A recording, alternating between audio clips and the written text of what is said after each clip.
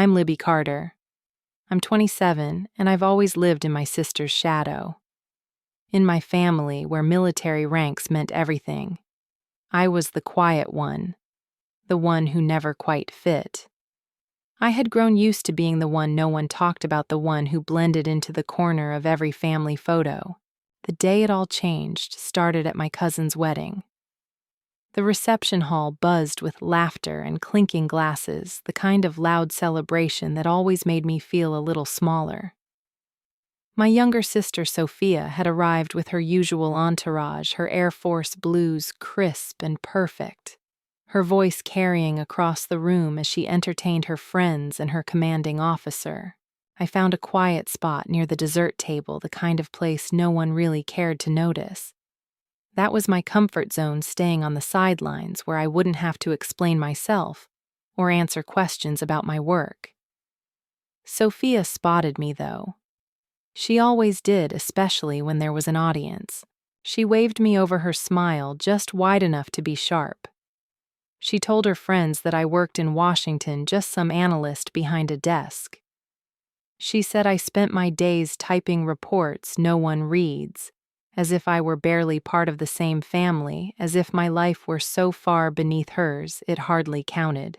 I could feel the burn of those words settle deep in my chest, but I just nodded and smiled like I always did. I thought if I stayed quiet long enough, the moment would pass. But she didn't stop. She laughed, nudging her friends, making sure everyone understood that I was just the office worker, while she was the one out there really serving the country. That was when Colonel Mason, Sophia's commanding officer, stood up. His face, so calm a moment before, now held something else. His posture straightened, and his eyes didn't leave me as he slowly raised his hand in a formal salute. The entire room seemed to freeze. The noise dropped away, and even Sophia's laughter vanished. In that second, everything shifted. For the first time, people actually looked at me. Not past me. Not around me. At me. I can still remember the silence. It was heavier than the noise. Sophia stared, her confusion raw and visible. She had spent years telling everyone I didn't matter, that my work was meaningless. And yet here was her own commanding officer saluting me in front of everyone. Have you ever been dismissed so many times that you almost believed it yourself? Have you ever watched someone finally realize that you were never the person they thought you were? This was that moment for me, and it would change everything. I grew up in a house where military discipline ruled every corner. My father, a retired Navy officer, carried his uniform in his posture even long after he had folded it for the last time. He believed in order and duty, in the kind of structure that never allowed much room for softness. My mother was gentle, but she rarely stood apart from my father's word. She kept the house running, kept the schedules, and quietly agreed with whatever my father believed was best for us. In her eyes, she loved us both, but I think she always knew I would never shine the way Sophia did. Sophia was the golden child. She was fast and fearless, quick to follow my father's every instruction. By the time she was 6, she could name every Navy ship and had memorized his old training drills. My father looked at her like she was the one he had been waiting for. I loved books. I loved the sound of different languages, the way new words formed shapes in my mouth.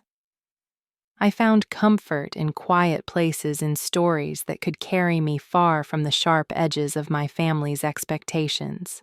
But in our house, quiet wasn't valued. My father would watch Sophia climb trees, organize games that looked like military exercises, and beam with pride. When I brought home perfect grades, he would nod politely, then ask Sophia about her next fitness test. There was a clear line between us. She was the soldier in training. I was the background. I remember sitting at the dinner table trying to share that I had won a citywide spelling competition. My father said that was nice, then turned to Sophia and asked how her push-up score had improved. The conversation always drifted back to her, always circled around her goals. It wasn't just my father. Family friends would visit and immediately ask Sophia to show them her drill routines or quiz her on military codes. When they glanced at me, it was always with the same bland question about school, asked more out of politeness than real interest. The hardest part was that I stopped expecting anything else. I learned how to fold myself into quiet spaces. I learned how to stop bringing up my achievements because I already knew they didn't hold weight in our house. Sophia used to tease me about it. She would laugh and say I was going to spend my life pushing papers, that I would never know what it felt like to really serve. She said I was soft. My father never corrected her. He would just say that desk jobs don't protect anyone. He said people who sit behind desks can't save lives. I think he believed that so completely that he forgot to ask what it was I really loved. I wanted to be seen, but I stopped believing it would ever happen at home. Instead, I buried myself in books. I read about languages, about cultures, about histories that went far beyond our small town and our small house. My grandfather was the only one who really saw me. He would bring me old maps, foreign novels, and ask me questions that no one else ever asked. He said the military needed people who could think in different ways. He told me the world was bigger than my father's stories. When I was 16, I remember Sophia showing off how fast she could disassemble and reassemble a practice rifle in the living room. My father was timing her, calling out seconds, praising her speed. He called me over and told me I should watch because this was real skill. I stood there holding my AP history book, and I watched Sophia finish in record time. She grinned and told me to try that with my textbooks. My father laughed and said we all have different strengths, but I could tell his heart belonged to Sophia's kind of strength. In those moments, I stopped feeling angry. I just accepted it. I accepted that I would never be enough for my father's version of service. I remember one night I sat on the back steps while Sophia and my father planned her summer training camp. My mother sat next to me folding laundry. I asked her if she thought I was weak. She looked at me for a long time and said nothing at first. Then she said I wasn't weak, I was different. I wanted to believe her, but the weight of silence in our house always said something else. The years passed, and Sophia only grew taller in my father's eyes. She got into the Air Force Academy. He threw a huge party. The house filled with people I barely knew, all celebrating her. My college acceptance letters sat unopened on my desk upstairs. I had already chosen Johns Hopkins. I had already known where I wanted to go. But in that moment, watching the pride on my father's face, I wondered if my choice would ever matter to him. My grandfather found me standing in the hallway. He handed me a glass of lemonade and whispered that sometimes the most important work happens where no one is looking. He said some people serve in ways the world never applauds. I carried his words with me, tucked them away in the places where the silence had settled. I didn't know it then, but those words would stay with me far longer than anything else I heard in that house. Growing up in my sister's shadow was something I learned to live with. I learned to make peace with the quiet even when the quiet hurt. But deep down, a small part of me always hoped that one day someone would see me, really see me. And when that day came, I would finally understand why I chose my path. When I started at Johns Hopkins, something shifted inside me. For the first time, I was in a place where people saw the value in what I loved. I was surrounded by students who spoke in different languages, who cared about the weight of words, who believed that understanding the world could change it. I threw myself into international relations. I studied languages with an obsession I had never been allowed to show at home. Russian came first, then Mandarin, then Arabic, each one pulling me deeper into a world that had always felt just out of reach. I found something in those languages that I never found in my own family. I found structure and rhythm. I found codes that made sense to me. I felt like I finally belonged somewhere.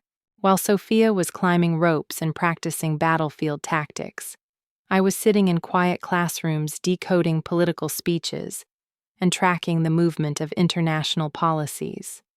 She trained her body. I trained my mind. It was in my second year that someone first noticed me. A guest speaker stayed after class to ask me about my analysis on a simulated diplomatic crisis. He said my thinking was sharp, that I caught patterns most people missed. At first, it seemed like nothing. A few more invitations to closed lectures, a few quiet conversations in the back of the library with people whose names I could never verify.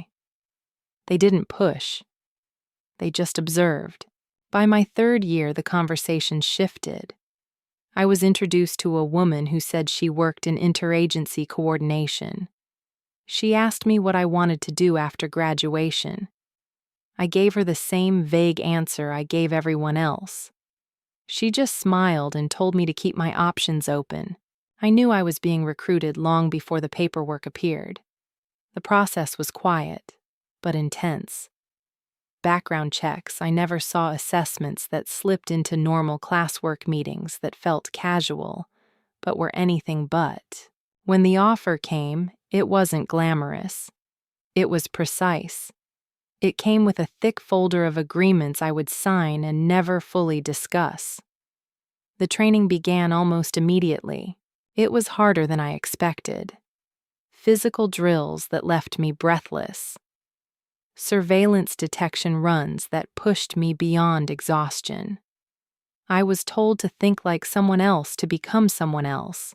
Languages I thought I had mastered were broken down and rebuilt.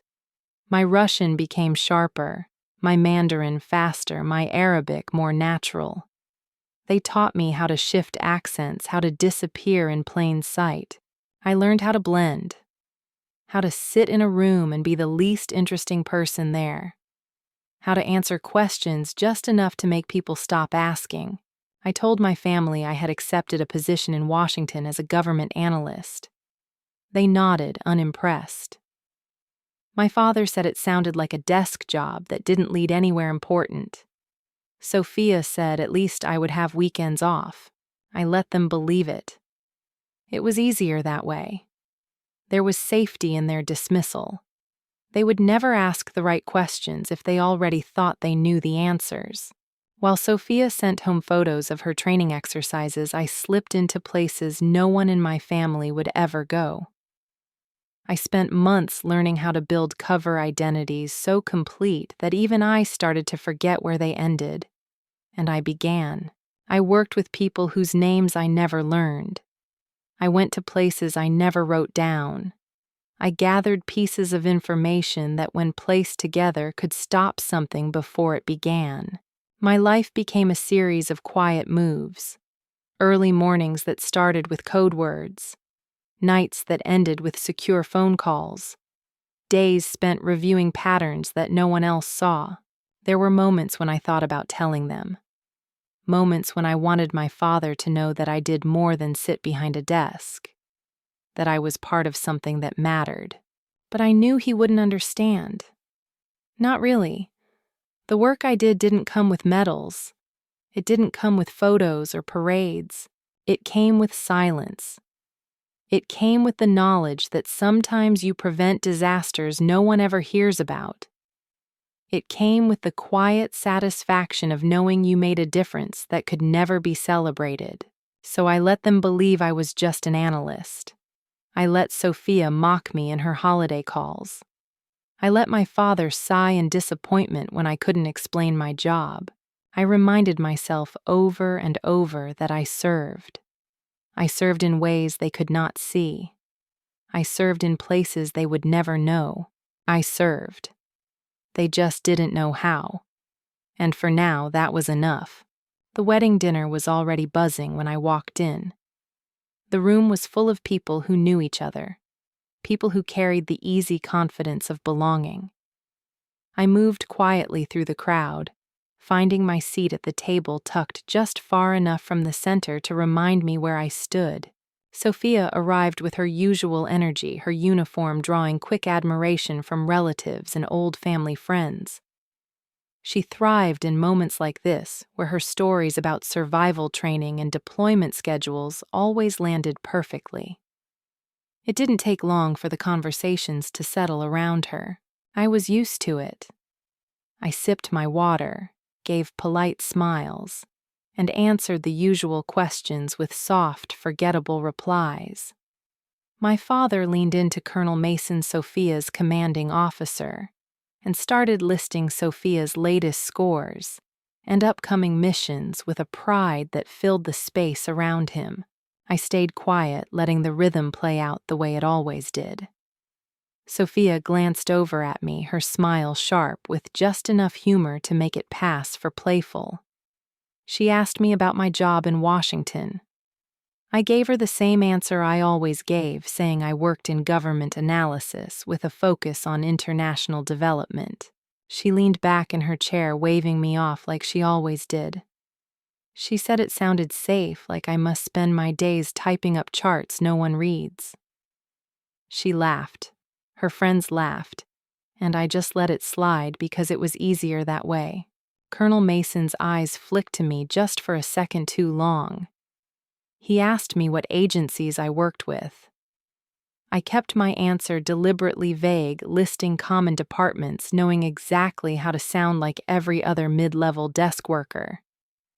He nodded, but didn't look away as quickly as most people do. Sophia filled the air with another story about her squad's latest field exercise. She described how she outperformed her unit in endurance drills, her voice carrying easily across the table. My father laughed loudly, raising his glass to her proud in the way he never was with me. It was always like this. Sophia at the center, me on the edge. Colonel Mason asked if I traveled much for work. I said I mostly stayed in Washington, but sometimes attended conferences abroad. He asked which countries.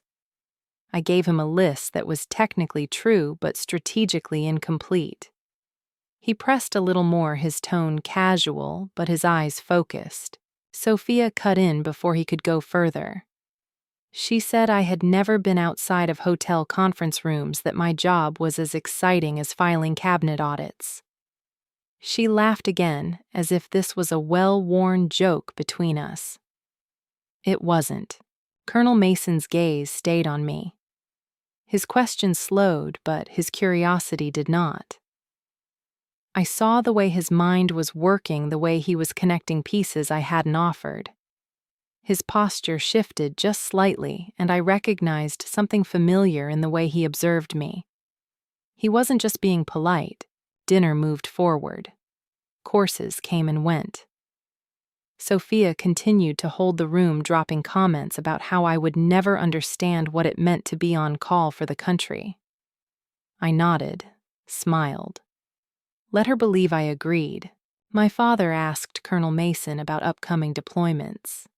They swapped stories in that language I knew well enough to follow, but had always been told wasn't mine. I watched Mason glance at me again as he answered, his tone steady, but his attention split. The tension built slowly like a low hum underneath the conversation. I stayed in my role. I asked about the wedding cake, about the music, about nothing important. I kept my body relaxed, my words light. But I knew Mason was no longer hearing the answers I was giving. He was listening to the gaps, to the carefully chosen phrasing, to the rhythm of someone who has trained not to be noticed. Sophia leaned over to tell another cousin how I once missed a family event because of a work emergency. She said it like it was the punchline to a joke.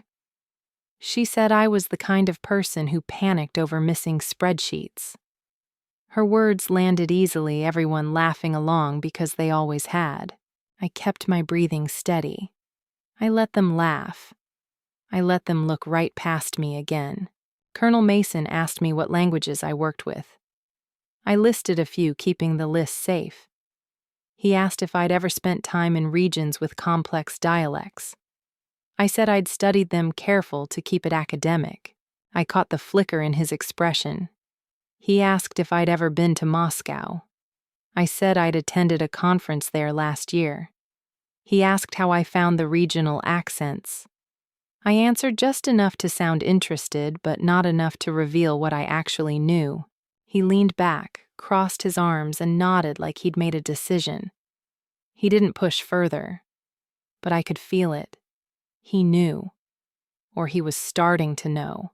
Sophia clinked her glass and stood, pulling attention back to her. She raised her voice so the nearby tables could hear.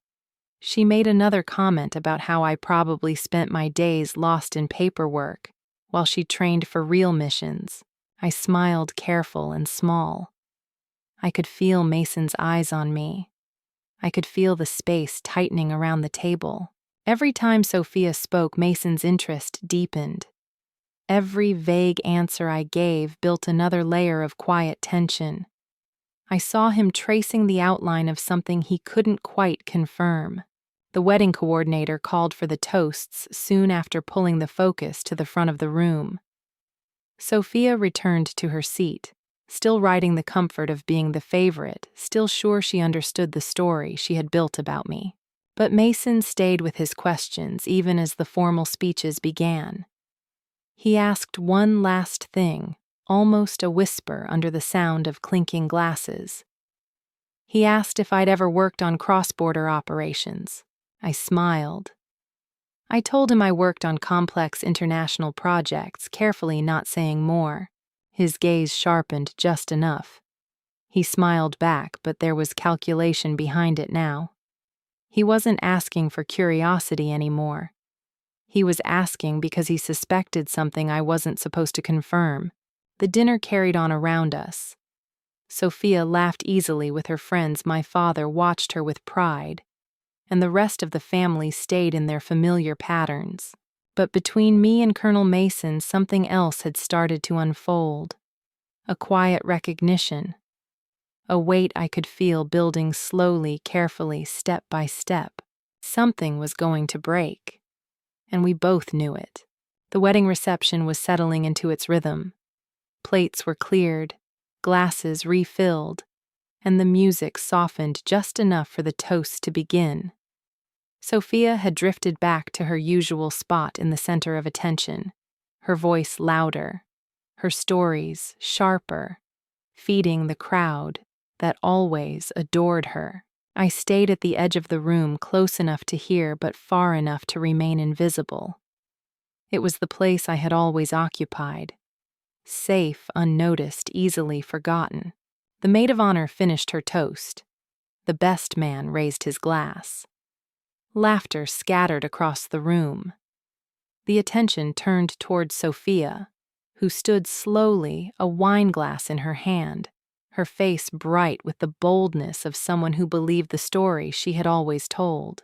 She thanked the couple, offered a few lines about family, then turned toward me with that familiar grin that cut just deep enough to leave a mark.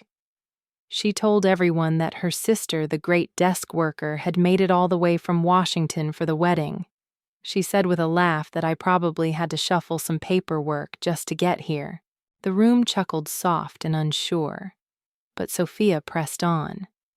She said some people serve by running drills, by staying ready, by living the life the country asks of them.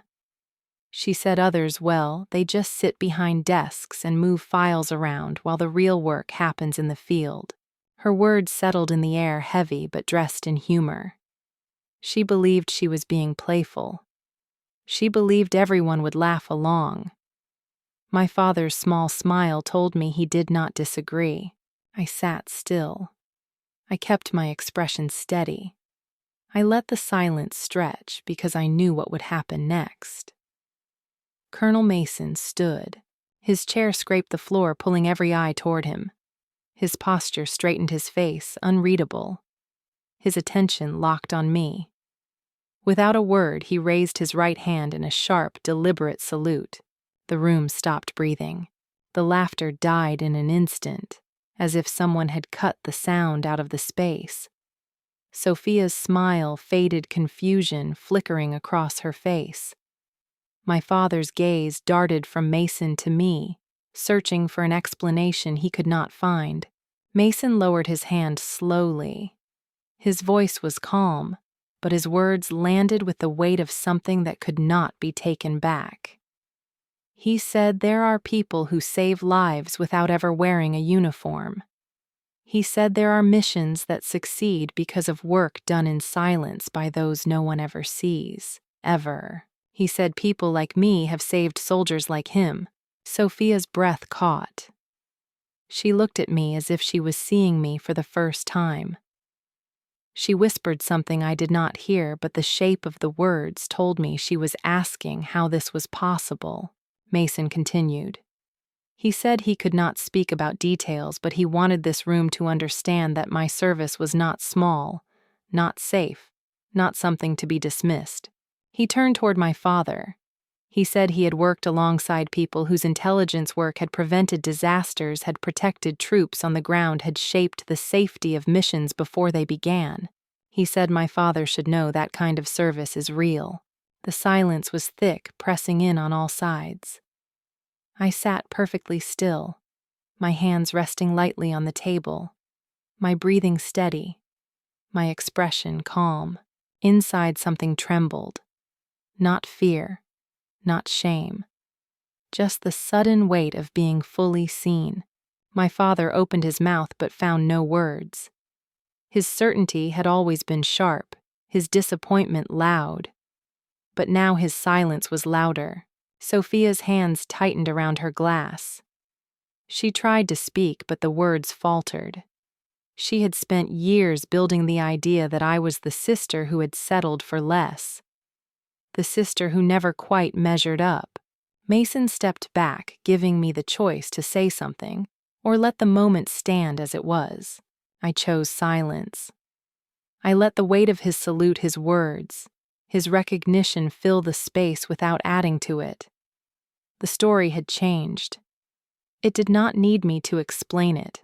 The guests shifted in their seats, unsure how to return to their conversations. Some looked at me with curiosity, some with new respect, some still trying to understand what had just happened. Sophia sat down slowly. Her eyes did not leave me. Her world had cracked in a way she did not know how to fix. My father finally spoke. He asked Mason if he was certain about what he had just said. Mason nodded without hesitation. He said some of the most dangerous operations he had ever seen were possible because of people like me. He said I had earned every ounce of respect he could offer. My father looked at me then. His gaze was heavy with things he had never said and things he now could not unsay. He said nothing else. The wedding coordinator announced the cake cutting, pulling the attention away, giving the room a chance to breathe again. The noise slowly returned, but it felt thinner, less sure of itself. I stood and moved toward the terrace, needing space, needing air. Mason joined me a few moments later, his voice low when he spoke. He said he was sorry if he had complicated my cover, but he could not let Sophia's words go unanswered. He said it had been a long time since he had saluted someone who did not wear a uniform. I told him I understood. I told him the damage was contained and the story would hold. He smiled and said, "Some things need to be said out loud, even if no one else can repeat them." We returned to the reception without another word. Sophia avoided my eyes. My father stayed quiet. But the shape of our family had changed. I had not asked for recognition. I had built a life in the spaces where no one was supposed to look. But now they had looked. Now they had seen. And nothing would ever be the same. The morning felt quiet in a way that settled deep. The sunlight came through the hotel windows, soft and slow, and the hum of breakfast chatter from other families felt distant. I arrived early, choosing a table near the corner, the one with a clear view of the entrance. Some habits stay with you. My parents came in a few minutes later. My father's steps were steady, but his face held something I had never seen from him before. It was the weight of unfinished thoughts. He greeted me in his usual way, formal but not cold, and sat across from me. My mother's smile was gentle, though her eyes told me she had not slept well. We sat in quiet for a few moments waiting for Sophia. She came in just after us, looking more polished than I expected after the long night. She gave a small wave and slid into the seat beside me. Her energy was different, careful, as if she was still piecing together what to say. The server took our orders, his presence a small gift that bought us a little more time. When he left, the silence returned, not heavy like the night before, but still full of questions. My father cleared his throat, his voice quieter than usual. He said we should probably talk about what happened. I agreed, steady and calm, the way I had trained myself to be.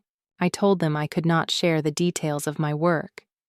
There were things I was never allowed to say, and that had not changed. I told them I served in my own way, and I always had. My father's hands folded on the table, his fingers tapping once before they stilled. He said it seemed there had been a misunderstanding about the nature of my service. His words were formal, but his eyes softened as he spoke. I nodded, letting the moment hold. Sophia leaned in her voice, less certain than I had ever heard it. She said she was sorry for the things she had said, for the years she spent dismissing what I did. She admitted she had built an image of me that fit her version of what mattered. Her apology settled between us, real and full. I told her I understood. I told her we had both followed the paths we were meant to follow. Neither was less, just different. The server returned with our plates, the brief interruption, a quiet reminder of the world still moving outside our table. When he left, my father spoke again. He said he had misjudged me, that he had been proud of Sophia because he could see her service. He had simply not known how to see mine. His voice wavered just slightly. He said he was sorry for not asking more, for not looking closer. He said he was proud of me. The words landed gently but firmly, the kind of words I had once stopped hoping to hear. I told him it was enough, that I had never needed him to see everything. Just enough to know I mattered.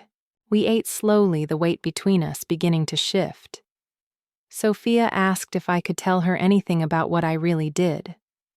I smiled, a little tired but still soft, and told her the official story was as much as I could share. She laughed, a real laugh this time, and said she had to try. We talked about safer things after that. We asked about the honeymoon plans, about the garden my mother wanted to fix up, about the next time we could all meet without waiting for a wedding.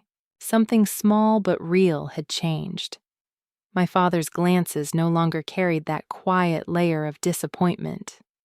Sophia's teasing, when it came, landed without the sharp edge it used to have. As we finished breakfast, my father rested his hand on my shoulder, in that careful way he used with Sophia when he was proud of her. It was a gesture I thought I might never receive. No speeches followed, no long explanations. Just a quiet hand, steady and sure. It was enough. The private ceremony took place in a government building that could have passed for any quiet office. No signs, no cameras. Just a small room with a few rows of chairs and a simple podium. It was the kind of place where most things go unnoticed. My family was granted rare permission to attend. They sat in the last row close together, quietly watching as I walked to the front. Sophia's uniform was perfect, but her posture was softer than I had ever seen. The officials kept the ceremony brief. The details of my work were not spoken aloud. The medal was handed to me with quiet words that held more weight than a room full of applause. I stood still, breathing in the moment, feeling the careful layers of my life finally overlap without breaking. I glanced toward my family. My mother dabbed her eyes with a tissue, her smile steady but full. My father sat tall, his hands resting firmly on his knees, his pride visible in the smallest shift of his face. Sophia rose and gave me a formal salute. It was crisp, exact, and full of something I had not seen from her before. Respect. Real, uncomplicated respect. I returned a small nod, letting the gesture hold between us. No words were needed. We understood. After the ceremony, the officials spoke briefly with my family, thanking them for their quiet support. No one asked for more. They all knew there were lines we would not cross even now. My father placed his hand on my shoulder as we walked out. It was the same gesture he had always used with Sophia. This time it belonged to me. He said nothing, but I felt everything in the way he held his hand steady. Outside, the sky was bright, the air cool and open. My mother said she always knew I was doing something important. A mother can sense these things. She smiled as she spoke, her voice light but certain. Sophia walked beside me. Her steps calm, her usual quick pace slowed just enough to match mine. She said she would stop asking questions I could not answer. She said knowing was enough. We talked about small things after that. About holidays, about plans to visit, about nothing that needed to be guarded. The building behind us faded into the background. My work would continue, still held in silence, still tucked away from view. But now the people who mattered most had seen enough. That was all I needed. I chose this life because I believed in it. I chose the quiet spaces, the work that leaves no public mark. I chose to serve in a way that often goes unspoken, and I would choose it again.